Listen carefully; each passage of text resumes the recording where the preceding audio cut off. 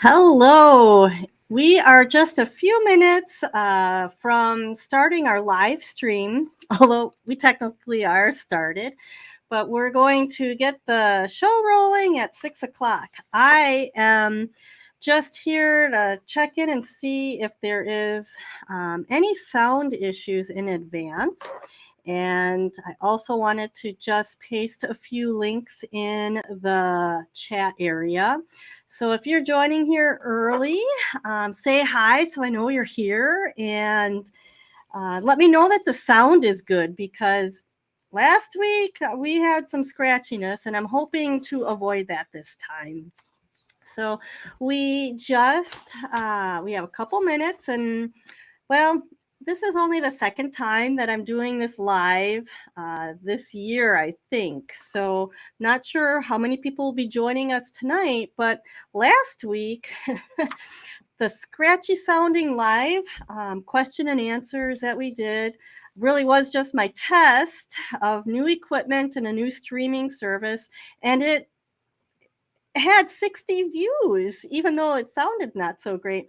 And I see that Robin is here, which I'll bring that on while I try to shut my phone off.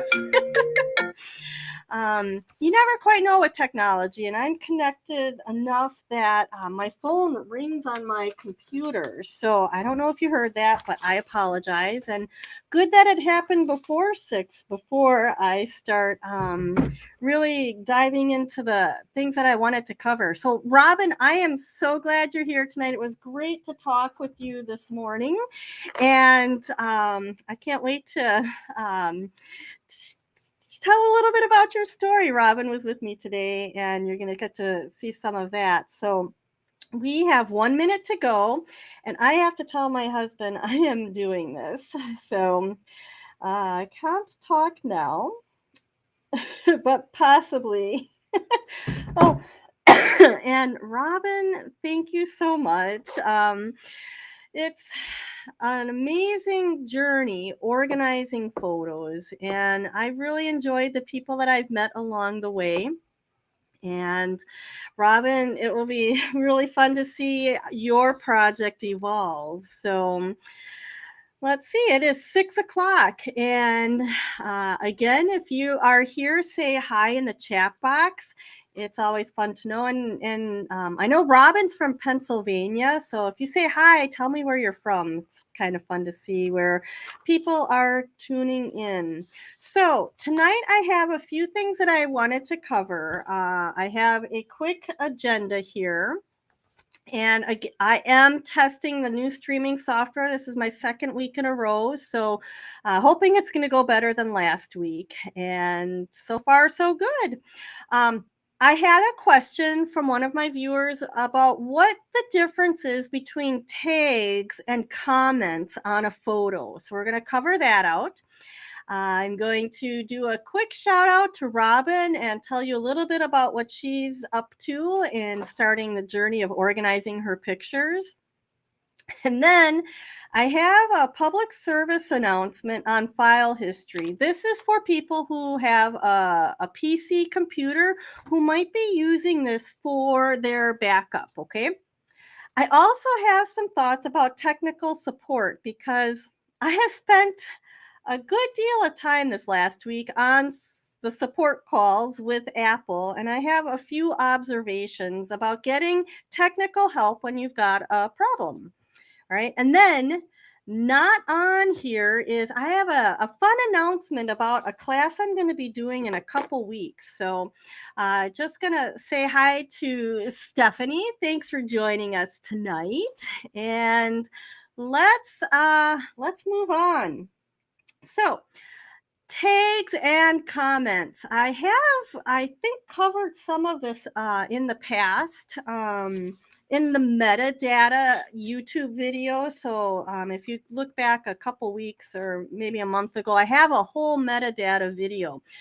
Tags and comments are metadata. So I have a picture on the screen here that shows you what some metadata is that you might be looking at. On the left-hand side is the PC File Explorer. When you right-click on a picture, you can get its properties. All right. And the same on a Mac, when you're in the Finder and you right-click on a picture, you can get info. So there's a lot of information about pictures. The PC does a better job of displaying the information than the Mac does. You've got the file name, and then we have tags. And you can see on the left-hand side, it says tags, add a tag. And then down on the Mac, you can also add a tag. And then the comments section is only viewable on the left-hand side. So the PC, you can only see the comments there. Tags and comments are, well, you would think it would be pretty easy to differentiate them. I always said a tag just identifies something quickly, 1 or 2 or 3 words at the most. Comments tells a story, but I thought I should do a little bit more in-depth coverage of this. So I looked up some dictionary terms and some technology things, and here is a tag from the Oxford Dictionary: a label attached to someone or something for the purpose of identification or to give information. And that's like, a dog tag. It tells your dog's name and address. And that's from the Oxford Dictionary. The technology definition of a tag, I really had troubles understanding, but from javatpoint.com, tags can be an HTML tag or tagging. I'm not sure how that's different from tag as a label, but tags are used, the word tag on a computer is used in multiple ways. So let's go to the next slide here. And before I do that, I'm going to say hi to Tammy. Thank you for joining in. And it is great to be coming together to talk about computers and photos and technology, because sometimes it's really hard to decipher everything. Okay. So I thought I would give you some examples of tags, because there is no consistency in what a tag does. It varies from programs to programs, and sometimes it's referred to as a keyword, okay? So first example, this is a list of tags from my Mac computer, my Mac Finder. And I would say that this is not related to pictures necessarily.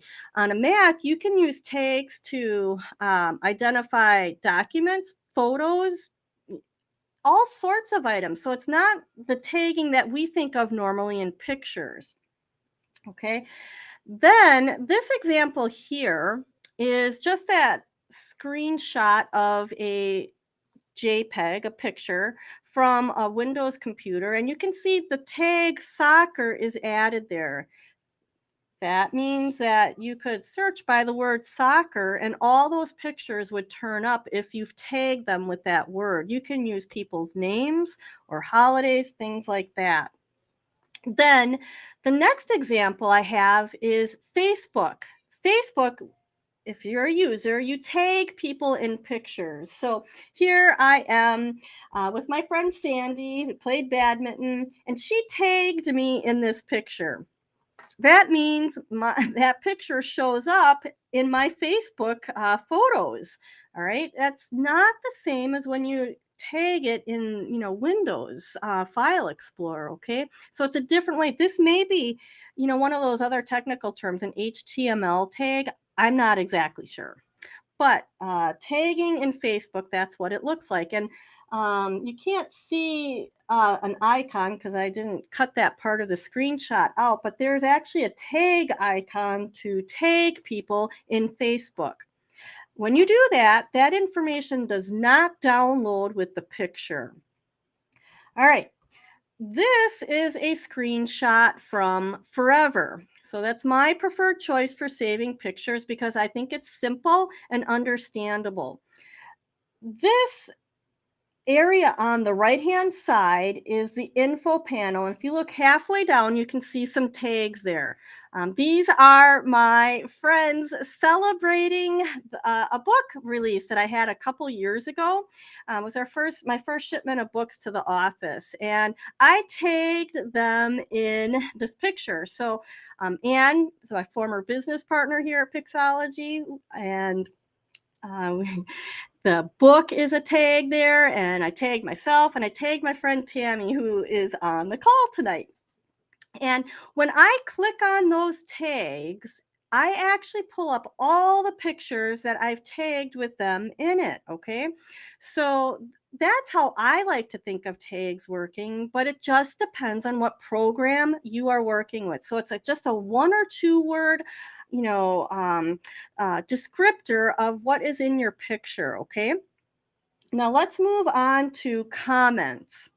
From the Oxford Dictionary, comment is a verbal or written remark expressing an opinion, explaining something, or giving a reaction. All right. Now, the technological definition, and there's many out there. In fact, there is programming comments. You can have some sort of digital comment in a computer program, and that's a big thing, I guess.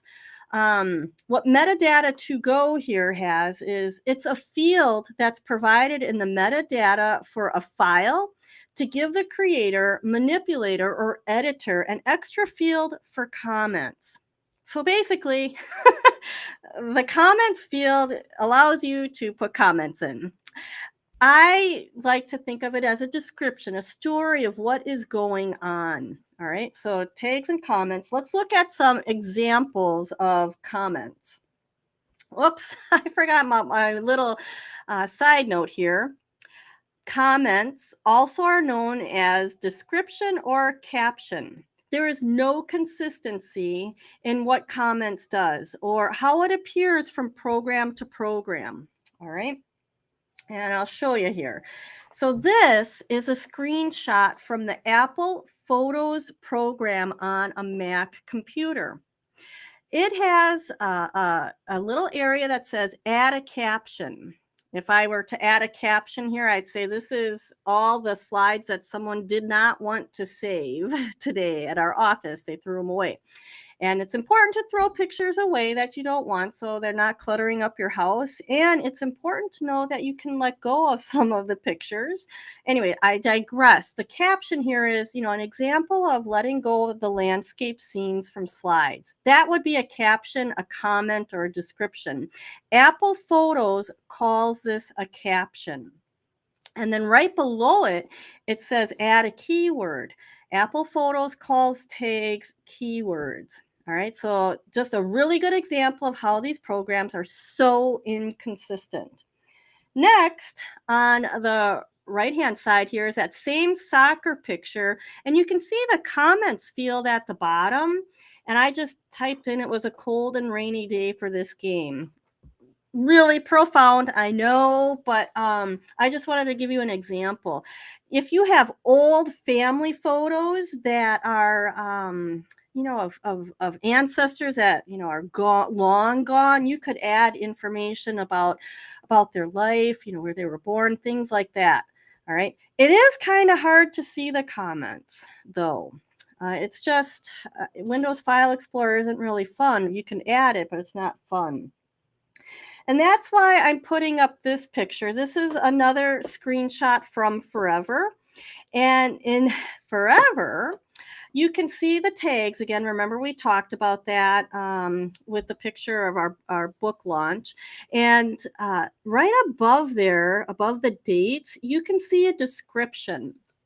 So this is a photo of me and my dad at our grand opening back in 2014 when Ann and I started Pixology. And it's one of my favorite photos of my dad, even though it's blurry. And you can see that I've added a description there. That is easier to look at. It's easier to edit as well, too. But Forever doesn't call it comments. They call it a description. So you can see the challenge that you have with, these tags and comments is that programs treat them differently, and how that information is saved to pass on to other people varies greatly. So, in Windows File Explorer, that metadata is attached to the picture, and if you give that picture to someone else and they open it in File Explorer, they'll see that information.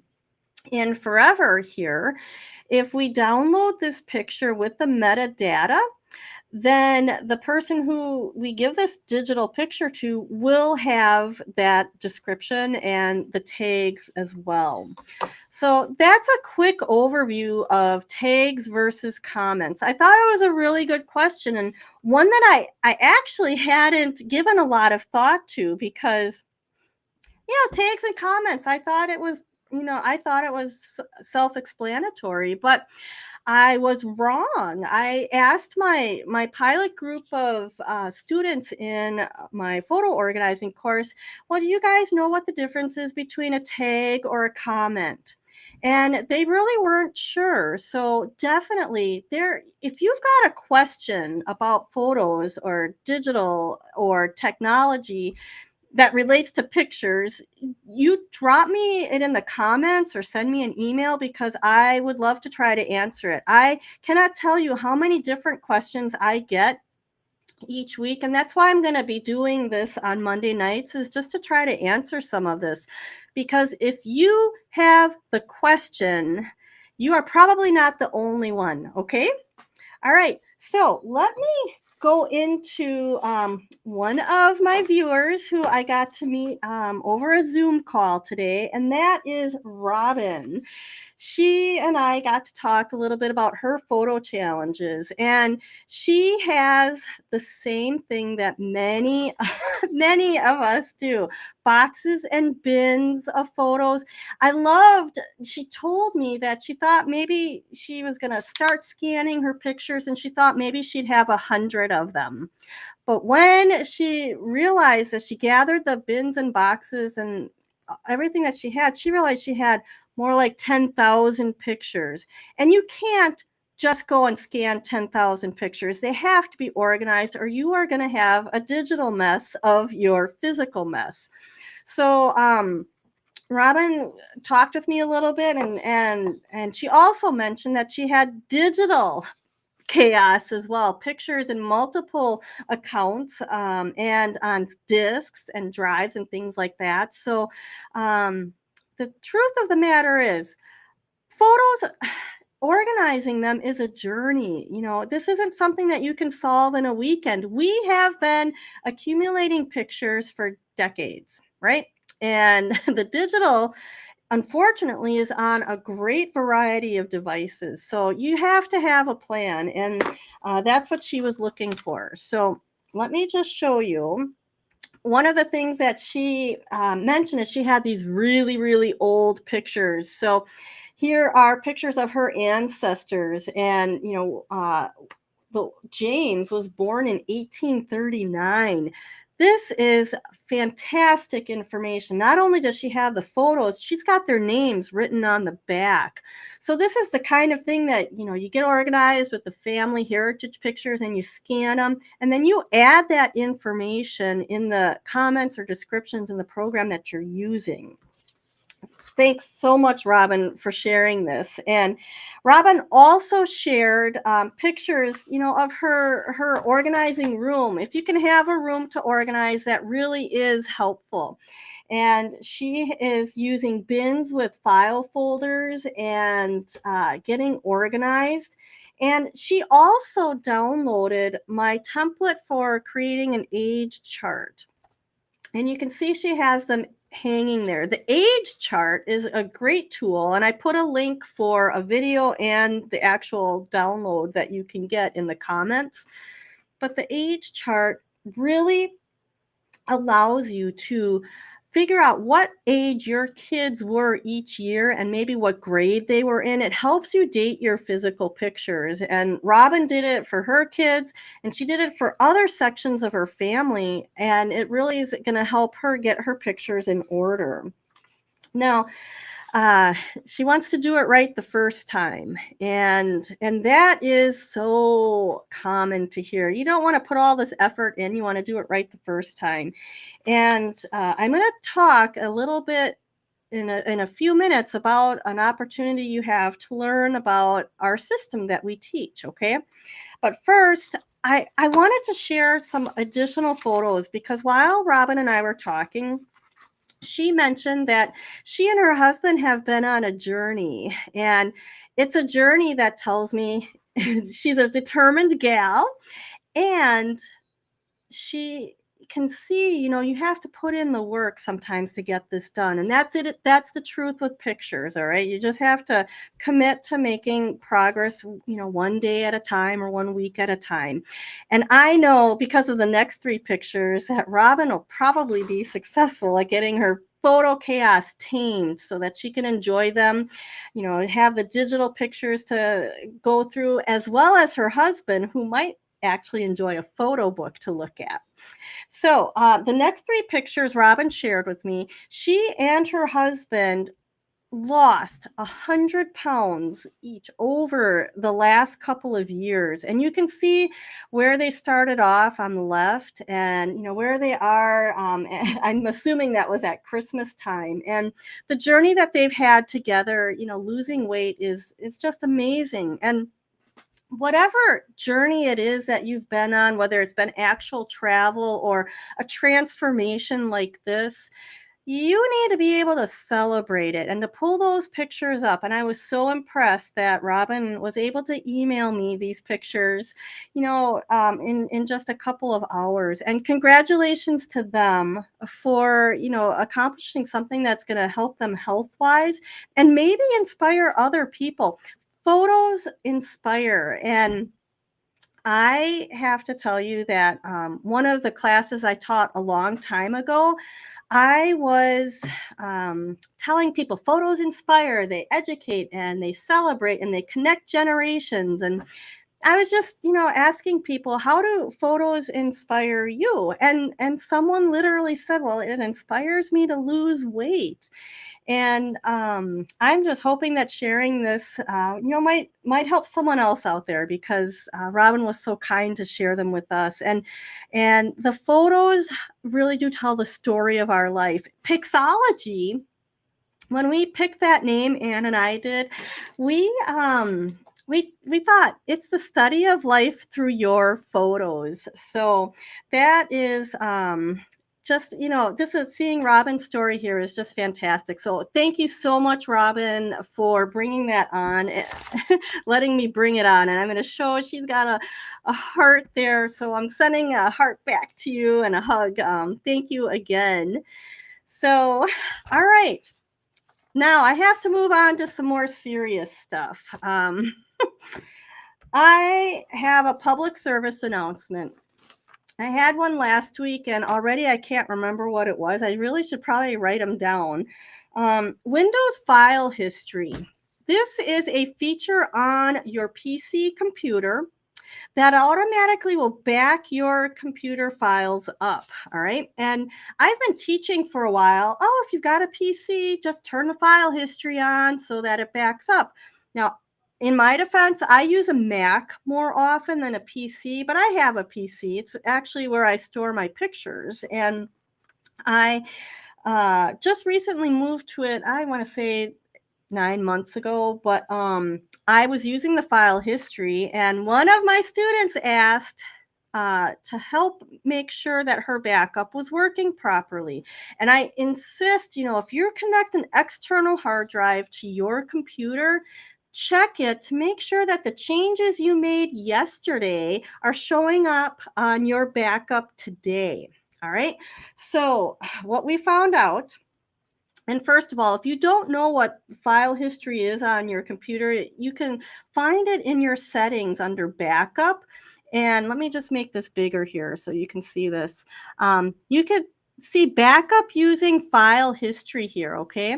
And that is turned on my PC. So that's how it's turned on. And it's how you can turn it off, because I actually need to do that. I should have turned it off before taking the screenshot. So what I'm showing you here now is two File Explorer windows side by side. If you've watched any of my stuff, then you know I like to have two windows open so that it's easier to move things around. And this is true on a PC as well as a Mac. On the left-hand side, this is my downloads folder as of today. All right, I have three things in there: clouds and a zipped folder and another cloud photo with land in it. All right, the picture, the window on the right side is a picture of my backup as of today. All right, my backup. So it's got three additional files in there. These were just apps that I had downloaded to install on my computer, and I had deleted them. All right. Also, note that the clouds photo on the left-hand side here has clouds plus this long name in it. When I downloaded that clouds photo, this was its original name, 2022-0502. Maybe that was the date that I downloaded it. I'm not exactly certain. And I don't know what .webp means, but I think it means that I downloaded it from a website. So the point is in my downloads folder, I renamed it to just clouds. Whoops, I went the wrong way. In my backup downloads folder, the word clouds was added to the name. Okay. Now, what's wrong with this? If my computer dies and I need to go back to my file history backup, it'll be somewhat of a mess. It seems that file history adds things to your backup folders, but it really doesn't do a good job of updating what's in your folders. So if you delete something, it does not delete in your backup. Now, that might be beneficial for some people, but if you're doing a lot of photo editing, this will be so frustrating when you get through it. So I'm not recommending file history anymore. And I'm thinking about how best to help people back up their work when they're working with their pictures and folders. But you can't go wrong with just having an external hard drive and then putting a folder in there that says backup and today's date and just copying your folders in there. And then if you make a bunch of changes the next day, and then recopy it again in a new folder with tomorrow's date. Stay tuned, because I really need to figure out something that doesn't involve copying your pictures every time you work on them. In fact, you'll fill up your hard drive and that'll be frustrating, and it takes time. There is a program, Mylio, which I really like, and it will do an automatic backup to an external hard drive. But it's a very advanced program, and I usually find that people don't keep up their photo collection in it. So stay tuned, and that's my public service announcement, is Windows File History. If you actually need that to recover your pictures, you might be surprised at what's all in there. Okay, that leads me to my next slide, which is thoughts about technical support. I have been on the phone with Apple Photos 5 times in the last week for a total of about 4 hours with 5 different people and 5 different solutions to a known problem in the Apple community that prevents people from downloading pictures from iCloud.com. And you don't need to understand the specifics of the problem, but 211 people had said, I have this problem too, and it's been a problem since April 6th. So technical support, getting it from Apple, you usually can get somebody, but there's just different approaches and strategies to try, and I tried them all to fix my client's issue on her computer.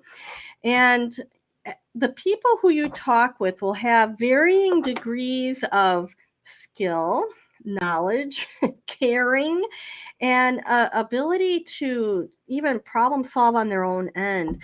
And what I can say is if you have a problem, especially with an Apple product, you can get help from a live person, but you need to be able to get a case number so that you can follow up with and advocate for yourself. And maybe if I would have said 211 people have this problem, like I talked to so many people. If I would have said that earlier on more emphatically, maybe it would have saved me some time. In the end, I did end up working with the Apple engineering team via email, sending them recordings of what was happening. So technical support is just so varied, and at least Apple, you get somebody if you have a problem with your Google account or Amazon. I think Amazon you might be able to get help, but it's tricky out there. So if you have a problem with something, you can let me know and I'll try to follow up on it. I love hearing all the different things that can go wrong out there. So hopefully you're not having too much of that for you. And you also should be aware that when you store things in the cloud, I don't care whose cloud site it is, there could be a day, a week, or a couple months where you can't download it easily. And it may not even be the company's fault. It could be their web provider. There's so many variables that can go wrong. This is why I teach that you save your pictures on your computer. So with that being said, I have one more slide for tonight. And definitely, if you have questions out there, drop them in there. I'll answer them. Happy to do that. And then we're going to look at this screen here. Over the last 9 months, I have been working with a group of people in a pilot project to better teach people how to organize their photos, manage their technology, and also get in the mindset of saving pictures. And I'm so excited to tell you that I am offering a free live masterclass on saving your photos, videos, and memories to enjoy today and to preserve for future generations. And this is the result of hundreds of hours of work with the people in the pilot group. I've done consumer interviews, and I've answered tons and tons of questions on YouTube that people post in my videos. So I don't think you are going to want to miss this. And yay is what I say.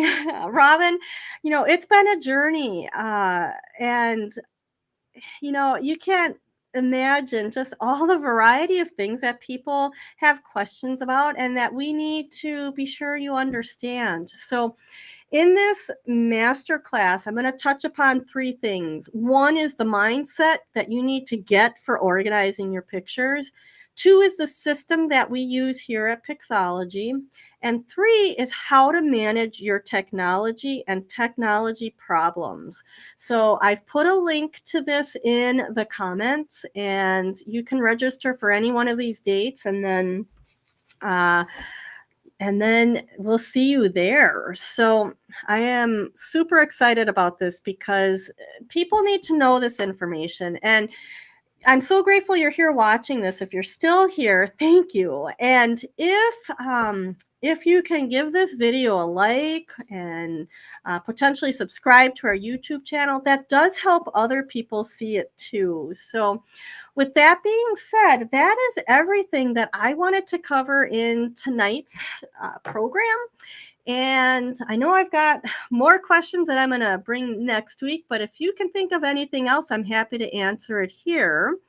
Otherwise, I'm going to let you go, and I will be probably going to work on some other pictures. All right. I don't see any other comments, so it's not that I'm cutting off, but I think you guys can go on with the evening, and I will see you the next time. And thank you all. Thank you, Robin, for joining, and you guys have a great evening. Take care. Bye-bye.